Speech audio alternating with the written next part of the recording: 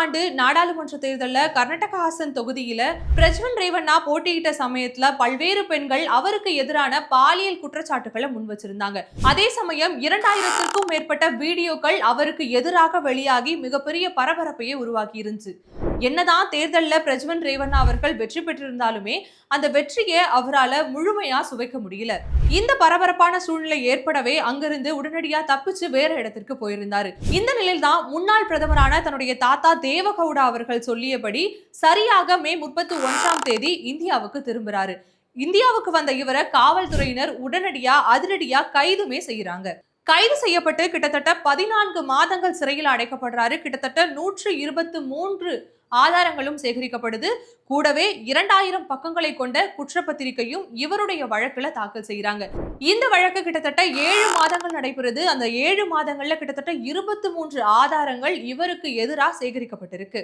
குற்றம் சாட்டப்பட்ட இந்த நபர் பெண்களை கிட்டத்தட்ட 2 முறை பாலியல் வன்கொடுமை செய்யப்பட்டதாகவும் இவருடைய வழக்குல பதிவு செய்யப்பட்ட அந்த குற்றப்பத்திரிகையில தாக்கல் செய்யப்பட்டிருக்கு. அது மட்டும் இல்லாம இவருக்கு சொந்தமான பண்ணையார் வீட்டுல தான் இந்த பாலியல் வன்கொடுமைகள் எல்லாமே நடந்திருக்கு அப்படிங்கிற மாதிரியான பல ஆதாரங்கள் அடுத்தடுத்து அந்த குற்றப்பத்திரிகையில தாக்கல் செய்யப்பட்டிருக்கு. கூடவே அந்த பாலியல் வன்கொடுமை செய்யும் பொழுது அதை வீடியோவாக பதிவேற்றுவதை இவர் ஒரு வாடிக்கையான விஷயமாகவே வச்சிருக்காரு.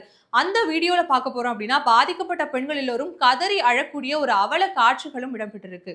தடவியல் அறிக்கைகளுமே அந்த வீடியோல இருப்பது ரேவண்ணா தான் அப்படிங்கிற மாதிரி உறுதி செஞ்சிருக்காங்க.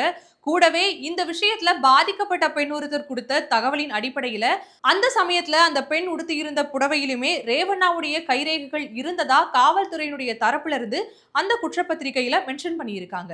இந்த விஷயங்கள் எல்லாமே 2022 ஜூன் மாதத்திலேயே வெளியே வந்துச்சு.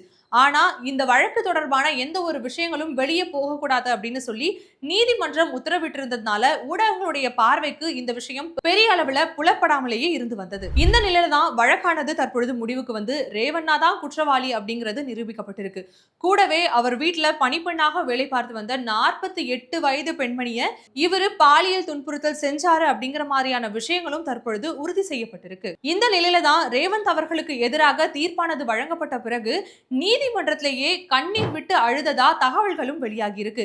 அதே சமயம் ரேவந்த் அவர்களுக்கு ஆயுள் சிறை தண்டனையும் கூடவே 5 லட்சம் ரூபாய் இழப்பீடாகவும் பாதிக்கப்பட்ட பெண்களுக்கு 7 லட்சம் இழப்பீடு வழங்கணும்னு நீதிமன்றத்தினுடைய தரப்புல இருந்து தற்பொழுது தெரிவிக்கப்பட்டிருக்கு. நீதிபதி அவர்கள் தீர்ப்பளித்த சில நிமிடங்களிலேயே ரேவந்த் அவர்களை சிறைக்கு அழைத்து செல்லப்பட்டாங்க.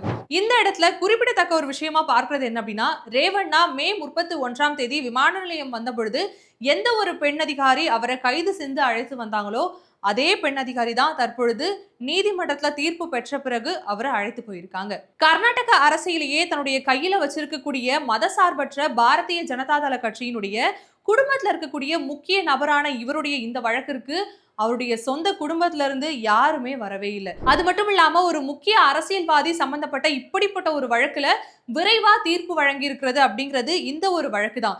அதே சமயம் முக்கிய அரசியல்வாதி சம்பந்தப்பட்ட இது போன்ற ஒரு வழக்குல உடனடியாக தீர்ப்பு வழங்கியது அப்படிங்கிறது இந்த வழக்குல தான்.